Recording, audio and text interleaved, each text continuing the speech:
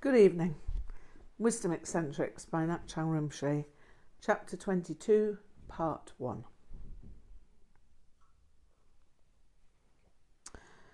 Rinpoche nodded vigorously, and so I went further. We only classify the world for certain reasons. For example, plants can be food or medicine, and we need to know what is poisonous. But the sense-making frameworks we build are no more than that. They don't really describe what we see or hear.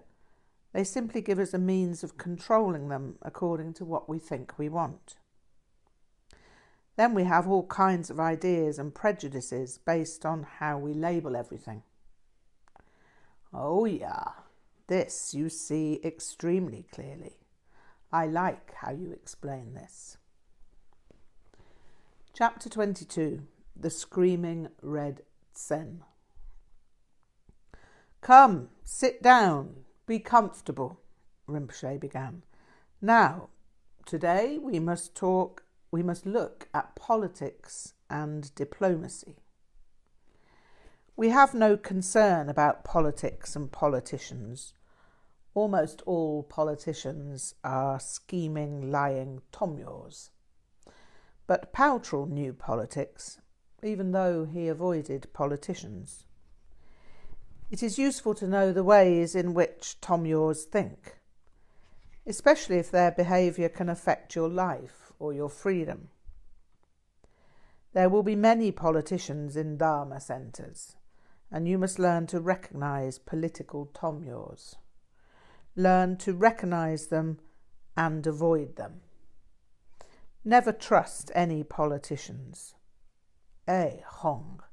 Especially Dharma politicians. Yes, Rinpoche, I saw a little of politics when I was at art school. My tutor, Derek Crow, hated politics, but had to engage with it when it affected the illustration department. Yeah, so you have already seen this. It is disgusting, and you will see more with Buddhists in centres.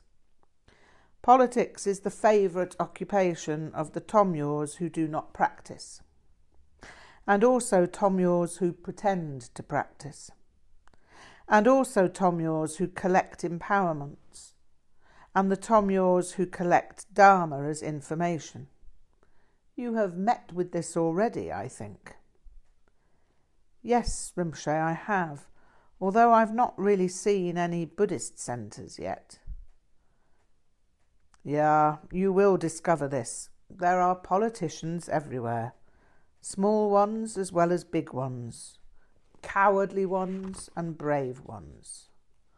All are tomyos. All can be dangerous, and all can destroy Dharma. And it was like this in Tibet too, Rinpoche.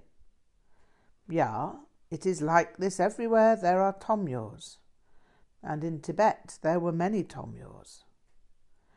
The tomyos in Tibet would destroy each other's gompas. How can Buddhists do this? This is terrible. But the tomyos in Tibet did this. This is why the Chinese have control of Tibet now. It is because of the tomyos who fought each other to see who would be the ruling tomyos. Anyway, we need not speak more of this now. I will speak of Paltrul, and you will see how he understands politics. Paltrul was passing through the northern reaches of Kham with nothing but stones for company. He was avoiding the kind of events in which he took no interest, and giving no mind to the concerns of the professionally grandiose. He had no time for pseudo-spiritual posturing, preferring the sight of drong on the high plains to the sight of monastic herds in their domestic institutions. That's how he was. It just so happened that at a point where a brief rest seemed in order, Paltrul was invited to stay at some Hik Nyingma Gompa. Now this was just the type of venue Paltrul enjoyed. Relaxed atmosphere, minimal formality, and a distinct absence of high-rise thrones. Now, the usual translation of the word gompa is monastery, but the word monastery tends to give rise to images of large institutions, extraordinary assemblages of rooms built into impressive mountainsides. That's the popular image of Tibetan monasteries. But the word gompa literally means meditation place. In the Nyingma tradition there are many diminutive gompas, some little more than shrine rooms surrounded by a few huts. It was typical for such small gompas to be attended by a mixed group, monks, nuns and Gurkha Changlo practitioners.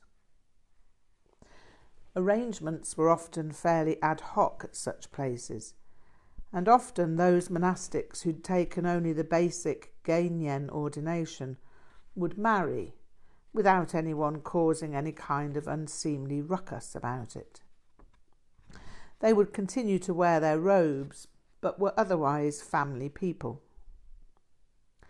Such gompas can still be found today, not only in the remote Himalayas, but also in and around the Kathmandu Valley of Nepal. The gompa to which Paltrol was invited was a size up from many a tiny gompa that the well-to-do might pass by as a hovel, but it had only enough room to accommodate 10 people. The head Lama, Ngak'chang Dorje, was a good, careful man, and his wife, Anit Somo, was devoted to her practice. They spared no effort to maintain the place in tidy order. They had a good association with the Drokpas, the local nomad tribes. The Drokpas put in requests for practitioners to visit their gars and made healthy contributions to the general upkeep of the gompa.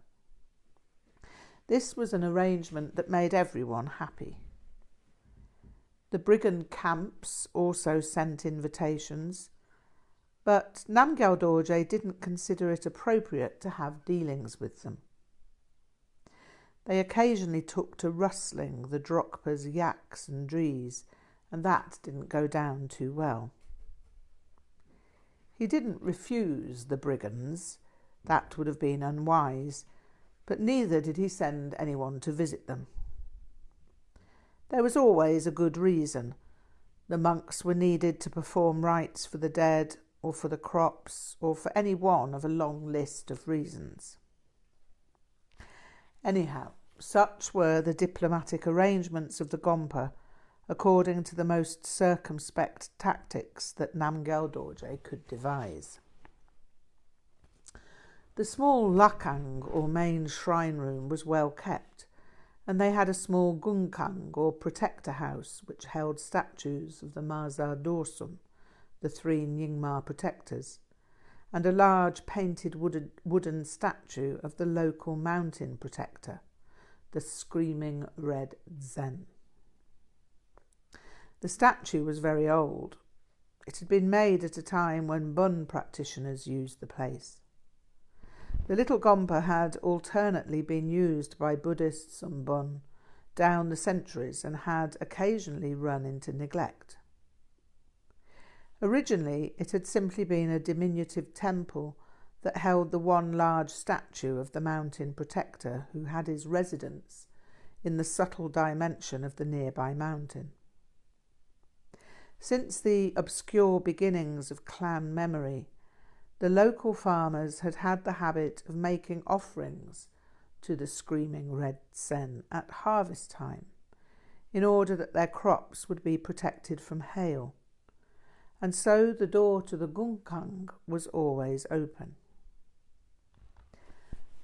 Hail may not seem too terrible to most people, but in certain parts of the world, hail is not the brief shower of petit pois that the British might experience. Hail in Tibet and the Himalayas can devastate crops. Hour-long assaults of falling ice pellets from the size of acorns to horse chestnuts, can thrash a field of barley into a slushy, fibrous pulp. Occasionally lumps, the size of grapefruit, hurtle out of the sky, killing sheep and goats. In view of this, it's not difficult to understand that any local protective spirit who can be called upon to prevent such things is well regarded and called upon frequently. Khampas are nothing if not pragmatic when it comes to making offerings to local protectors, and if they don't deliver the goods, respect tends to dwindle rapidly. In one remote region, a local protector had failed to produce a decent harvest, and the villagers dragged his statue out of the temple and beat it conscientiously with chains. One blustery day, a brigand galloped up to Ngak'chang Dorje's gompa with a leathern bag dangling from his saddle. He dismounted with unmitigated swagger from an impressive stallion and unhitched the leathern bag.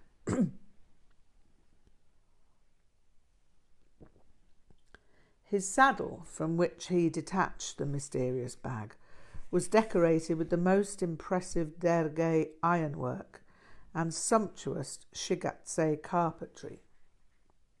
He was a dashing young fellow. He wore an expression of the most profound insolence and impeccable nonchalance. His face was set off admirably by a fine moustache, well-oiled hair, and a large golden earring. He sported rakish leather boots and a dapper lambskin tuba draped back off his right shoulder. He walked with a long, relaxed stride, covering the short distance to the Ngak'chang in a quick but unhurried manner. He entered without removing the aforementioned footwear and, lacking any pretence at formal courtesy, addressed the local protector. "Screaming Rig'dzin, this is the deal. You get an offering like this every month on the 29th day. I get to rustle yak without any problems. If you agree, take this shoulder of lamb. If you don't agree, kill me now. Here, on this spot, where I stand. I tell you in earnest, I'm a dangerous man, but my word is my word." And there it was. That was the deal. He obviously thought he'd rather die with his boots on. The brigand waited a while, motionless, with unblinking eyes. Then, in a careful yet leisurely manner, he unwrapped the leathern bag and deposited the shoulder of lamb in front of the local protector. He stood for a moment and said, "This is my vow, then. If I break it, take my life. But if I keep it, always reward me with unrestrained banditry." Then, turning on his heel, he left the Ngak'chang, leapt onto his horse, and galloped into the rising gale. That was the way of it. Now, it so happened that there was a young scrap of a monk, no more than a boy. He'd been sitting in the Ngak'chang at the time the brigand made his deal. He'd been cleaning and trimming the butter lamps, and consequently the brash horseman hadn't seen him. The boy was quite taken aback by what he had seen and heard, but decided that discretion was the better part of valour. He was afraid to say anything to anyone. After all, the screaming Rig'dzin hadn't killed the horseman on the spot. So who was this brigand? The young monk had never seen such a thing before. He'd never even heard of such a thing before. What to do? Keep quiet? That seemed the best choice. After some time had passed, the monks began to notice the leg of lamb that appeared in Ngak'chang every month on the day of the protectors. Some had observed the audacious brigand who strode into the Ngak'chang with his boots on. He came in the morning of the day, and they practised in the evening. Some wondered what was going on. Some tied the two things together. After a while, everyone at the Gompa fell to talking about it, and before long the young monk piped up with what he had seen. The story was unbelievable, but there had been a lot of rustling going on. Some of the nomad families were getting rather more than touchy about it. Having their herds of yaks and drees diminished was not a situation guaranteed to please most Drokpas, and parties of young men slung about with blades and primed muskets were riding out in a mean disposition looking for culprits. Their blood was up, and blood was evidently going to be shed before much time had lapsed. After some weeks, these events came to the attention of Ngak'chang Dorje, and he in turn came to discuss the situation with Paltrul. What can be done? The rustler is in mystical cahoots with the screaming red sen, and I'm sorely vexed by my inability to handle the situation. What can be done, Rinpoche? What can be done? It was a dilemma, and Ngak'chang Dorje presented the awful fact of it to Paltrul in the hope of a supreme solution. The Drokpas are getting irate, to say the least, and the heads of the families are coming soon to ask for advice. I owe a duty to the local Drokpas, but I also owe a duty to the local protector. This brigand must be stopped, but how can he be stopped if he has the help of the protector? If I try to intervene, then the protector will be offended, and the pastures may not provide sufficient food for the animals. There seems to be no answer. Ja, Paltrul commented. So it is in the world. You can please all the people some of the time, and you can please some of the people all of the time. But you can't please all the people all the time. Ngak'chang Dorje sat silently before Paltrul, waiting for something. He didn't know what, but he hoped that Paltrul would think of some way out of the situation. Finally, he got his cards on the table. Rinpoche, can't you punish this brigand? Paltrul looked a trifle quizzical at this question. What for? Ngak'chang Dorje was obviously surprised by this response. What for? He's a thief. Paltrul eyed Ngak'chang Dorje carefully. He's just like us, then. Why should we punish one of our own? Ngak'chang Dorje was uncertain how he should proceed with the discussion at this point, because he had no concept of the nature of the theft to which Paltrul was alluding. But, he attempted, we're not rustlers. Paltrul laughed. No, not of yak and dree, but we're rustlers nonetheless. Ngak'chang Dorje was silent. Paltrul obviously had something in mind about which he was not being explicit. They sat together without further exchange for an uncomfortable duration. Ngak'chang Dorje struggled with what it could be. Paltrul had included himself as a rustler, so whatever it was they rustled could not be animals, and could not really constitute theft in the usual sense of the word. You see, Paltrul said at length, this brigand, he really is quite a good practitioner. He's without fear. He keeps his vows. He's simple and straightforward in his dealings.